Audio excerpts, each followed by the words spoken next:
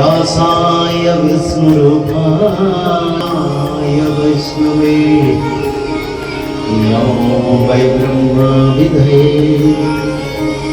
ब्रह्मपिड्यकुवलयो दौलतफुल्लो नयनो निवासि लीलाद्रो निहितचरण अनन्तशिरसि रसानन्दराधा सरसवपुरा लिङ्गनसुखो जगन्नाथ स्वामी जय जय माधव माधव माधव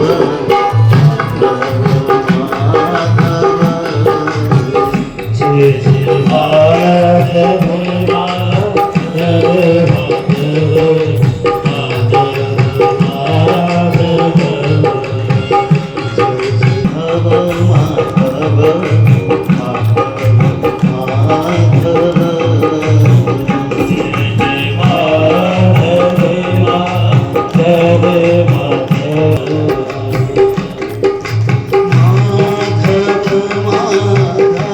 देखो, मैं जम्मू कश्मीर से हूँ, उधर गोले बरस रहे हैं और मैं इधर आकर हरिद्वार में आकर कथा करने लगे।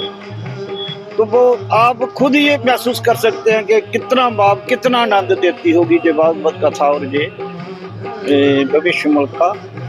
इसलिए हम इधर पंडित जी को विषय कलयुग का अगर कोई ग्रंथ है जो हमको सिखाता है कि पाप क्या है, पाप की परिभाषा क्या है, उसको हम कैसे बचें, वो भागवत महापुराण।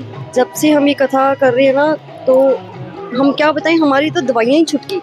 मुझे इतनी बीमारियाँ थी, छोटी बहुत बीमारियाँ थी। भागवत कथा एक दिन हमने सुनी, दूसरे दिन से एक दिन हमने दवाई खाई है, अगले दिन से तो हमारी दवाइयाँ ही अपने आप छूट गई। श्रीमद् भागवत महापुराण के बारे में तो सभी जानते हैं, ये तो जन जन को पता है, लेकिन भविष्य मालिका जो है वो जगन्नाथ संस्कृति से है और एक उड़िया ग्रंथ है जो 600 साल पहले पंच सखाओं ने लिखा था। जो जगन्नाथ जी के पंच सखा थे उन्होंने लिखा था, और उस भविष्य मालिका की एक एक वाणी जगन्नाथ भगवान की वाणी है जो अक्षरशः सत्य होकर ही रहेगी। ये हमें दिव्य अनुभव होता है जो आने वाले युग परिवर्तन के बारे में जो भविष्य मालिका में वर्णित है और जो भागवत महापुराण में बताया गया है उसी के बारे में जो विस्तार में पंडित काशीनाथ मिश्र जी बताते हैं, उसको हम श्रवण करते हैं और अपना जीवन उद्धार करते हैं। जब से हमने भविष्य मालिका के बारे में जाना है और हम इस धारा से जुड़े हैं, तब से हमारे जीवन में एक अद्भुत सा जो है वो पूरा बदलाव आया है हमारे बीच में। और हर चीज़ में जो है, जो चीज़ आज से 600 साल पहले लिखी गई है वही चीज़ें हो रही है। भविष्य मालिका में जो लिखा गया है उसी के अनुसार वो चीज़ें हो रही है और आगे हो भी रही है और होंगी भी। जब हम भागवतम पढ़ते हैं तो उसमें भविष्य मालिका के और भागवतम के लमसम सारे जो भी शब्द और उसमें कहे गए हैं वो सारे सेम ही लगते हैं। और भविष्य मालिका आज की डेट में, आज के टाइम में बहुत ही बेहतरीन भविष्य को देखने के लिए या इसको जानने के लिए बहुत ही सुनहरा अवसर है जो कि भविष्य मालिका में लिखा गया है। इसीलिए हम भविष्य मालिका पढ़ रहे हैं। जब से हम भविष्य मालिका सुन रहे हैं तो इससे तो हमारी जिंदगी बदल गई है, क्योंकि जैसे हम पहले शास्त्रों में प्रभु जी को ढूंढ रहे थे, वो तरीका देख रहे थे कि कैसे प्रभु जी को प्राप्त करना। तो भविष्य मालिका में जब हमने भविष्य मालिका को पढ़ा, उसको देखा, तो उससे तो हमें पूरा रास्ता ही मिल गया कि जो ये त्रिसंध्या है भविष्य मालिका में, इसमें कोई ज़्यादा नहीं है। भगवान के 16 नाम हैं, 10 अवतार की आरती है, राधा माधव की स्तुति है, माधव माधव गीत है, और राम हरे राम हरे कृष्ण हरे अनंत माधव हरे महामंत्र है। तो इससे जो भी आदमी करेगा वो भव सागर को पार हो जाएगा और कल युग से वो सतयुग को चलाएगा। भविष्य मालिका में सिर्फ ये लिखा हुआ है कि अब कलयुग का अंत होने वाला है, सतयुग का आगमन हो रहा है और हमें अपने बचाव के लिए त्रिसंध्या करनी है, भागवत महापुराण का पठन करना है और माधव नाम का जप करना है। हर किसी को अपने आप से भागवत पढ़नी है। जब वो खुद से पढ़ेंगे तो वो खुद से समझ पाएंगे कि हाँ सच में ये होने वाला है। बहुत दूर दूर से सभी लोग आए हैं। कथा करते करते ही सबका ही कुछ ना कुछ ठीक हो रहा है। और पिछली कथा में जो इनकी हुई थी, तो एक माँ कनाडा से आई थी, कांता माँ उनका नाम है। उनकी बहुत परेशान थी, उनके कोई घर में कुछ ऊपरी हवा जैसे हुई होती है ना, ऐसा कुछ था सिस्टम। तो हमने सुना, तो वो कहते इतना इलाज करवाया हमने, डॉक्टरी इलाज भी, तांत्रिक मंत्र पता नहीं क्या क्या करवा के इतनी दुखी होकर यहाँ आई। तो उनकी 7 दिन उन्हें पंडित जी ने कहा कि आप कथा सुनो, और धीरे धीरे उनकी ऊपरी सारी हवा ही चली गई और 7वें दिन वो ठीक होके गई। उस दिन से हमारे उनकी फ़ोन पे बात होती रहती है, 2-3 महीने बाद, 4 महीने बाद।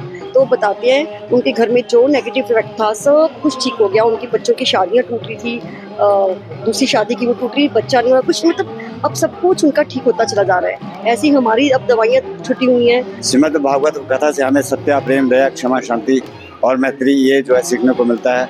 और हर जीव के प्रति दया और प्रेम करना है, और हर जीव के प्रति जो है प्रभु को देखना है। ये भविष्यवाणियाँ जो है संत अच्युतानंद दास और 5 अन्य जो प्रभु के भक्त हुए थे, जो अब से 600 साल पहले उड़ीसा में प्रकट हुए थे, उन्होंने प्रभु के आदेश पर ये लिखी थी, जो आज के टाइम पे बिल्कुल एक्यूरेट आ रही हैं, जो भविष्यवाणी इसमें लिखी गई थी। और जैसे पंडित काशीनाथ मिश्र जगह जगह जाके उसको भागवत कथा के साथ साथ आम जनमानुष के उद्धार के लिए बता रहे हैं, वो वाणियाँ बिल्कुल सत्य प्रकट हो रही हैं। और अभी जो काल चल रहा है उसमें तो बिल्कुल 100% वो एक्यूरेट हो। जब नारद मुनि जी भक्ति माता से मिलते हैं, तो उस टाइम पे बताया गया है कि जो कलयुग की आयु थी वो दारुण कलयुग था।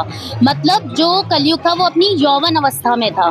तो जब उस समय में कलयुग यौवन अवस्था में था, तो अब वो बच्चा कैसे हो सकता है। तो ये सबसे बड़ी चीज़ है जो हमें लगी कि भविष्य मालिका से पूरी तरीके से मेल खाती है। और भी बहुत सारे ग्रंथ हैं, रामचरितमानस है, बहुत सारे आपको मिल जाएंगे। अगर आप पंडित जी की वीडियोस भी देखेंगे, भविष्य मालिका भी पढ़ेंगे, तो सारे जितने भी लक्षण दिए जा रहे हैं वो सारे के सारे आज की डेट में हो रहे हैं। अगर आप जगन्नाथ धाम के भी लक्षण देखेंगे कि गिद्ध पक्षी का झंडे के ऊपर बैठना, झंडे का जल जाना, फट जाना, पत्थर का गिरना, रक्त सिंहासन पे रक्त के छींटे गिरना, वो सारे के सारे लक्षण भविष्य मालिका में दिए हुए हैं। मैं सभी भाइयों को, बहनों को, माओं को हाथ जोड़कर निवेदन करता हूँ, ये जो युग चल रहा है, ये जो समय चल रहा है, सभी लोग त्रिसंध्या करें, भागवत पढ़ो और माधव नाम का जप करो, जिससे जो आदमी ये काम करेगा वो कलयुग से सतयुग हो जाएगा।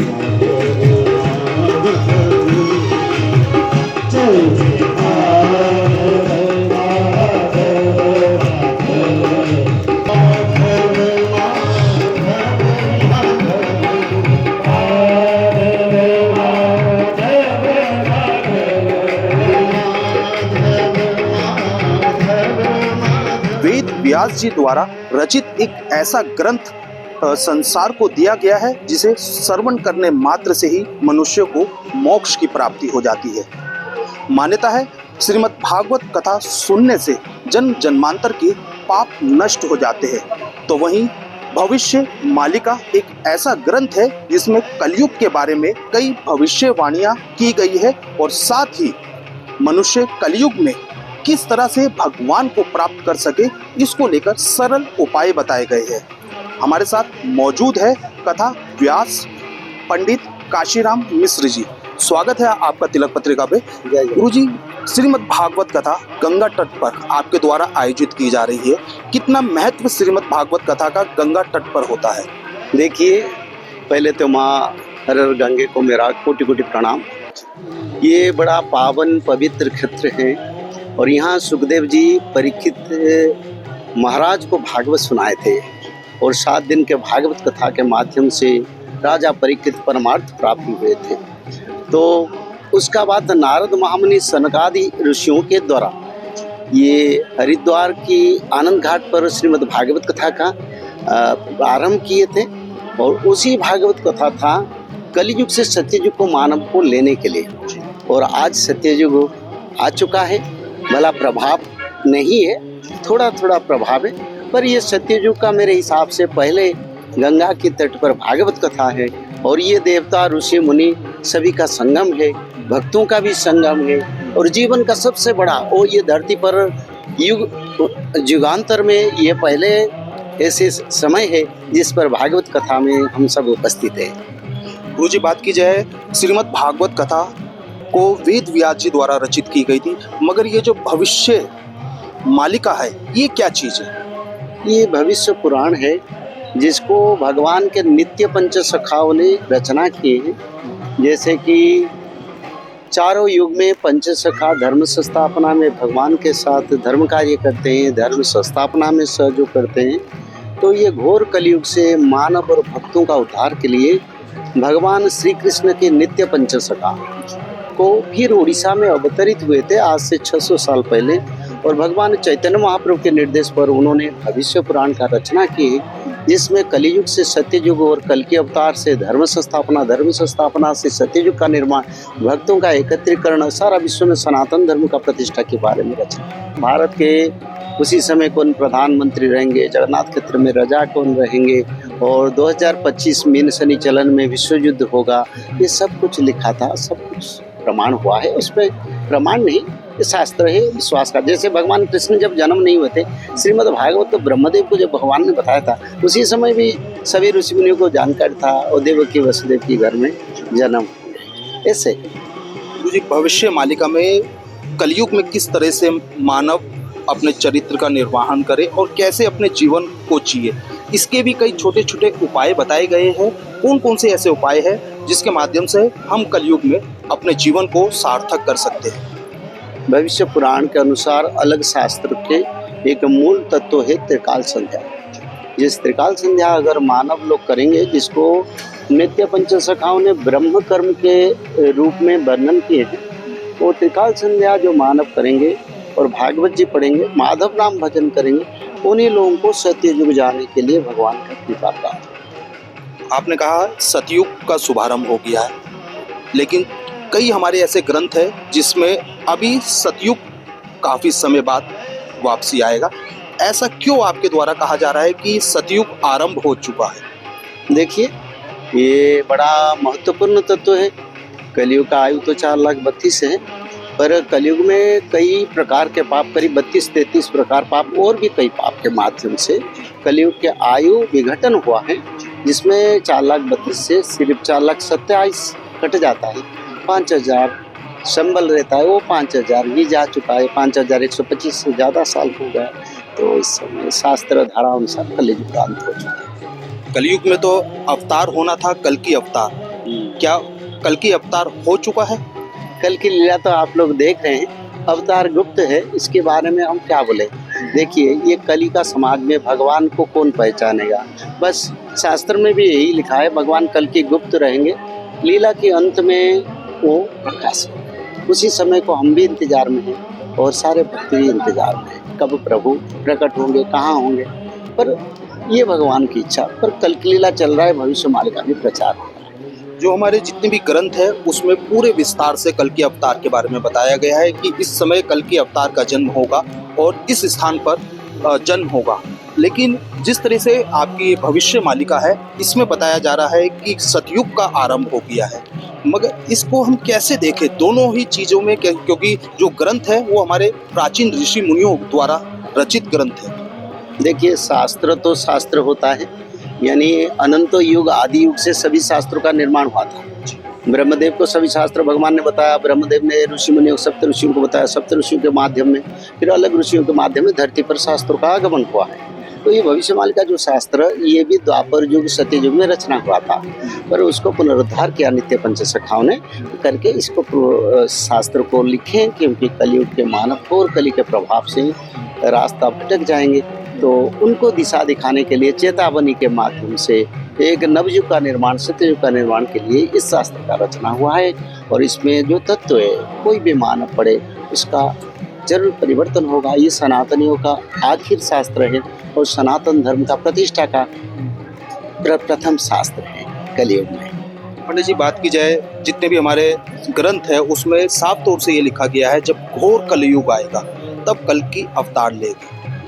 और अभी तो ऐसा कोई घोर कलयुग दिखाई भी नहीं दे रहा है। कब तक वो घोर कलयुग था और सतयुग, क्योंकि सतयुग में तो भगवान खुद साक्षात विराजमान होते हैं, क्या इस समय भगवान सृष्टि में विराजमान है? देखिए, घोर कली तो जब नारद महामुनि भक्ति देवी से मिलने के लिए आए थे, भागवत महापुराण जिसमें पद्म पुराण खंड में रचना है, जिस समय भक्ति और ज्ञान वैराग्य के साथ नारद महामुनि का मिलन हुआ, नारद माम ने भक्ति देवी को बताया दारुण कलियुग चल रहा है, और भक्ति देवी ने खुद बताया घोर कलियुग चल रहा है। तो उसी समय घोर कलियुग चल रहा था जिस समय नारद माम ने धरती पर आए थे। समय करीब करीब 2000 साल के अंदर हुआ था कृष्ण भगवान का जो यहाँ अपना स्वधाम को गमन करने के बाद। तो कलयुग तो उसी समय घोर कली था। आज तो कलयुग का उम्र कट गया, क्योंकि मानो 2000 में यौवन आता है तो 4000 में बुढ़ापा आता है, उसका बाद मृत्यु होता है। तो ये जीवन की धारा कलयुग में भी आया, जिसको अच्छी तरह से शास्त्रज्ञों ने पढ़े नहीं, या पढ़े के समझे नहीं, या जगन्नाथ संस्कृति उनको जानकारी नहीं। बहुत कुछ कारण है, और समय के साथ सबको पता चलेगा, और हो चुका है। निश्चित रूप से सत्ययुग आगमन होगा, और माँ गंगा के पवित्र क्षेत्र से ये सत्ययुग का सत्संग यहाँ हो रहा है भागवत कथा के माध्यम से। गुरु जी, श्रीमद् भागवत कथा और भविष्य मालिका, इन दोनों का ही एक साथ आप रसपान करा रहे हैं, इन दोनों का क्या मेल है? दोनों का पहला मेल है, नित्य पंच सखाओं ने भविष्य शास्त्र में लिखे हैं, हर घर में भागवत पठन, भागवत चर्चा, भागवत कथा सारा विश्व में होगा, इसलिए भागवत कथा होता है।